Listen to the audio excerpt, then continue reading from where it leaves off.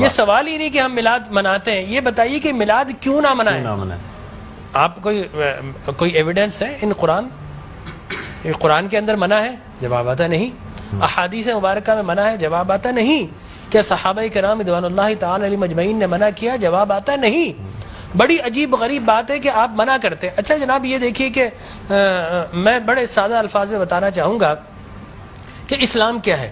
اسلام 4 چیزوں پہ مشتمل ہے۔ حضور نے جو فرمایا وہ اسلام ہے، حضور نے جو کیا وہ اسلام ہے، اور حضور نے جس سے منع کر دیا وہ اسلام ہے، اور حضور نے جس سے منع نہیں کیا وہ بھی اسلام ہے۔ لہٰذا اگر کوئی آج کسی چیز کو منع کرتا ہے، اس کا مطلب یہ ہے کہ وہ اسلام کے منہ میں اپنی بات ڈال رہا ہے۔ اب نہ اللہ سے بھول ہوئی نہ رسول سے بھول ہوئی، قیامت تک کی ساری ناجائز چیزوں کو قرآن مجید اور احادیث نبویہ میں بڑے بڑے بورڈ لگا دیے گئے کہ these are the prohibited thing, یہ حرام ہے، یہ حرام ہے، یہ حرام ہے، بڑے بڑے بورڈ لگا دیجیے۔ اور دیکھیں طریقہ اور اصول بھی یہی ہے کہ ہر جائز چیز کا نہیں بتایا جاتا۔ مثال کے طور پر اگر آپ کو کہیں جانا ہے تو آپ نے کبھی زندگی میں بورڈ نہیں دیکھا ہوگا کہ الاؤ ہے ادھر آ جائیے، نہیں، یہ کہیں نہیں لکھا ہوگا۔ ناٹ الاؤڈ ہوگا وہاں ضرور لکھا، جہاں ناٹ الاؤڈ ہوگا، پروہیبٹڈ ایریا ہوگا، وہاں پر بورڈ لگا ہوگا کہ یہاں داخلہ منع ہے۔ لہٰذا قرآن و احادیث میں بھی بڑے بڑے بورڈ لگا دیے، حرام، یہ حرام، یہ حرام۔ اور مجھے کہنے دیے ڈاکٹر صاحب، اللہ کا نبی بنیادی طور پر ہر جائز کام کروانے نہیں آتا، بالکل نہیں۔ دراصل اللہ کا نبی ہر ناجائز کام سے روکنے کے لیے آتا ہے۔ اگر جائز کام کی اگر جائز کام کروانے آتا اور جائز کی فہرست بنتی تو قرآن 30 پاروں پہ ہی 30,000 پارے بھی کم پڑ جاتے کہ یہ بھی جائز، یہ بھی جائز، یہ بھی جائز، یہ بھی فہرست، ایک پوری فہرست بن جاتی۔ کہاں تک ہم قرآن حفظ کرتے؟ لہٰذا قرآن کے اندر اللہ کو جو ناپسند چیز ہے ان کا بیان ہے، اللہ کو جو پسند ہے ان کا بیان ہے۔ ہر جائز چیز اللہ کا نبی کروانے نہیں آتا۔ اب اگر بنگلہ دیش کے لوگ رہنے والے اگر پوری زندگی اگر چاول کھاتے اور مچھلی کھاتے، ان سے یہ نہیں پوچھا جائے گا باجرے کی روٹی کیوں نہیں کھائی، تم نے گندم کیوں نہیں کھایا، تم نے فلاں نہیں کیا، نہیں پوچھا جائے گا۔ اگر اسی طرح پاکستان کے رہنے والے مچھلی روزانہ نہ کھائیں تو ان سے نہیں پوچھا جائے گا کہ یہ بھی تو اللہ کی غذا تھی، جائز تھی، تم نے یہ کیوں نہیں کھایا۔ نہیں، ہر جائز چیز اللہ کو مطلوب نہیں ہے، اللہ کو مطلوب یہ ہے کہ ہر ناجائز کام سے روکا جائے۔ لہٰذا اللہ کے پیارے حبیب نے قیامت تک کی ساری ناجائز چیزوں سے منع کر دیا، نہ اللہ سے بھول ہوئی معاذ اللہ، نہ رسول سے بھول ہوئی، دین مکمل ہو گیا۔ اب اگر کوئی یہ کہتا ہے کہ یہ ناجائز، یہ بدعت، اس کا مطلب یہ ہے کہ کیا تجھ پر وحی نازل ہو گئی؟ باب نبوت تو بند ہو چکا ہے، اب تو کس بنیاد پر کر رہا ہے؟ دیکھیے اب کس بنیاد پر تم منع کر رہے ہو۔ اور میں آپ کو بتاؤں ڈاکٹر صاحب، یہ دین کا مسلمہ اصول ہے کہ کسی چیز کے جواز کے لیے کوئی ضعیف حدیث بھی کافی ہے، لیکن کسی چیز کے حرام یا بدعت ہونے کے لیے قرآن اور احادیث کی نص قطعی چاہیے آپ کو، اور حدیث متواترہ چاہیے، اس کے بغیر آپ کسی چیز کو حرام نہیں کر سکتے، اس لیے کہ اسلام گلا گھونٹنے کے لیے نہیں آیا، اسلام تو راحتیں دینے کے لیے آیا ہے۔ لہٰذا جو ناجائز چیزیں تھی اسلام نے وہ منع کر دی 1400 سال پہلے۔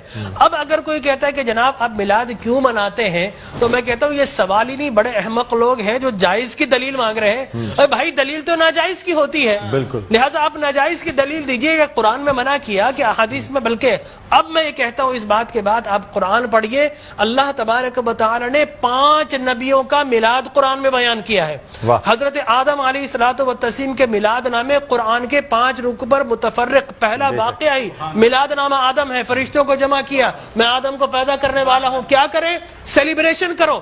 آدم کی ولادت کا موقع، نفخت فیہ من روحی فقعوا لہ ساجدین، جیسے ہی میں یہ آنکھ کھول دے، یہ پیدائش ہو جائے، ولادت ہو جائے، تو تمہیں کیا کرنا ہے؟ اس کو سجدہ کرنا ہے۔ اللہ تبارک و تعالیٰ فرماتا ہے کل مجمعون الا ابلیس، سارے فرشتوں نے سیلیبریٹ کیا، آدم کو سجدہ کیا سوائے ابلیس کے۔ تو معلوم یہ ہوا کہ جس نے میلاد منایا اللہ نے اسے نورانی قرار دے دیا، اور جس نے انکار کیا اللہ نے اسے شیطانی قرار دے دیا۔ سبحان اللہ سبحان اللہ۔ لہٰذا اسی طرح میں 2 منٹ بس، اسی طریقے سے سورہ قصص میں حضرت موسیٰ علیہ الصلوۃ والتسلیم کی میلاد نامہ اللہ نے 28 ابتدائی آیات میں بیان کیا. اور حضرت یحییٰ علیہ الصلوۃ والتسلیم کا میلاد نامہ سورہ مریم میں کیا سلام علیہ یوم ولدا، سلام ہو یحییٰ پر کس دن؟ جس دن وہ پیدا ہوئے. لہذا نبی پیدا ہو رہا تو اللہ سلام بھیج رہا ہے. اور پھر حضرت عیسیٰ فرماتے والسلام علیک یوم ولدت و یوم اموت و یوم ابعث حیا، سلام ہو مجھ پر جس دن میں پیدا ہوا. سرکار نے فرمایا. اور پھر اللہ تبارک و تعالی نے ووالدین وما ولد کہہ کر حضور کے میلاد کو بیان کیا. اور حضرت مریم کی میلاد کو اللہ نے سورہ آل عمران میں بیان کیا. پھر سرکار نے فرمایا کہ میرے غلام الجمعۃ عید للمسلمین. لوگ کہتے ہیں 2 عیدیں، تیسری عید مل گئی. حضرت عمر بن خطاب سے پوچھا کہ یہ الیوم اکملت لکم دینکم، یہ آیت ہمارے نبی پر نازل ہوتی تو ہم 2 عیدیں مناتے، ہم تو بطور عید مناتے. حضرت عمر نے حضرت ابن عباس دونوں سے احادیث فرمایا میاں تم ایک عید کی بات کر تو ہماری تو 2 3 عیدیں تھی اس دن. وہ یوم عرفہ تھا مسلمانوں کی عید کے دن، وہ جمعۃ المبارک تھا مسلمانوں کی عید کے دن، وہ تکمیل دین کا دن تھا، وہ مسلمانوں کی عید کا دن ہے. لہٰذا یہاں پر تو پہلی، دوسری، تیسری، چوتھی، 5ویں نہ جانے کتنی عیدیں. اور صحیح مسلم کی حدیث مبارک رسول اللہ نے 5 عیدیں بیان فرما دی. ایام تشریق، یوم نحر، اس کو سرکار نے عید قرار دیا. لہٰذا معلوم یہ ہوا کہ سرکار دو عالم. اور پھر میں عرض کر رہا تھا کہ آدم پیدا ہوئے، فرمایا الجمعۃ عید للمسلمین، جمعہ مسلمانوں کی عید کا دن. فرمایا رسول اللہ کیوں؟ فرمایا فیہ خلق آدم، اس لیے کہ اس دن تمہارے باپ آدم پیدا ہوئے. معلوم ہو آدم پیدا ہو تو عید کا دن، اور جس دن فخر بنی آدم پیدا ہو ہزاروں عیدوں کا عید.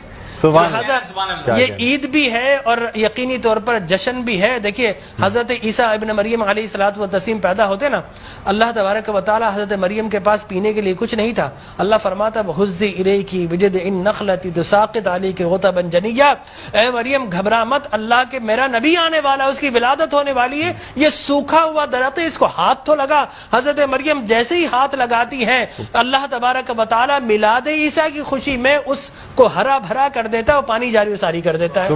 تو اللہ تبرک بھی دیتا ہے، اللہ تبارک و تعالی اسے سیلیبریٹ بھی کرتا ہے. تو یقینی طور پر میلاد النبی صلی اللہ علیہ وسلم کے اگر جواز کی آپ بات کریں گے صبح ہو جائے گی. میں قرآن سے بھی بیان کرتا رہوں گا، میں احادیث نبویہ سے بھی بیان کرتا رہوں، لیکن ناجائز کی ایک دلیل اگر کوئی ہمیں دینا چاہے تو ہم موجود ہیں میٹرو ٹی وی پر، کوئی ایک دلیل ہمیں دے دے. لوگ کہتے ہیں بدعت بدعت، یہ بدعت. او بھائی بدعت ہر نیا کام بدعت نہیں ہوتا، ہر نیا عقیدہ بدعت ہوتا ہے. لہذا وہ سمجھے ہی نہیں، ہر نیا کام بدعت نہیں ہے. میں آپ کو ثابت کر دوں ہر نیا عقیدہ بدعت ہے. لیکن آپ شیطان نے جب جو جس چیز پہ انسان کا ہے وہ قائم ہے، وہ قائم ہے. ہر نیا کام، اگر ہر نیا کام بدعت ہوتا، خوشی منانا، عید منانا، اس میں تو کوئی ایسی بات انوویشن ہے اسلام کے اندر. آپ یہ دیکھیں نا حضور اکرم صلی اللہ علیہ وسلم کی وفات شریف کے بعد قرآن مجید جمع کیا، بدعت. پھر اس کے بعد تراویح بدعت. وہ بخاری کے ہادہ نعمت البدع، حضرت عمر بن خطاب کے الفاظ ہے کتنی پیاری بدعت ہے کہ میں نے تراویح شروع فرما دی. تو مقصد وہ کہ بدعت اچھی بھی ہوتی ہے. صحابہ کرام بدعت حسنہ بھی ہے، بدعت مذمومہ بھی ہے. اور مذمومہ بدعت کیا؟ اچھی چیز کو مٹا دینا. اور بدعت حسنہ کیا ہے؟ کسی اچھی کام کا جاری کرنا. فرمایا من سن سنتا حسنتا فلہ اجرھا واجر من عمل بها الى یوم القیامہ، جو کسی اچھی سنت، اچھے کام کو جاری کرتا ہے اس کے بعد قیامت تک اگر لوگ اس کام کو جاری رکھیں تو اس بگنر کو اللہ تبارک و تعالی اجر و ثواب عطا فرماتا ہے. ہماری ٹرانسلیشن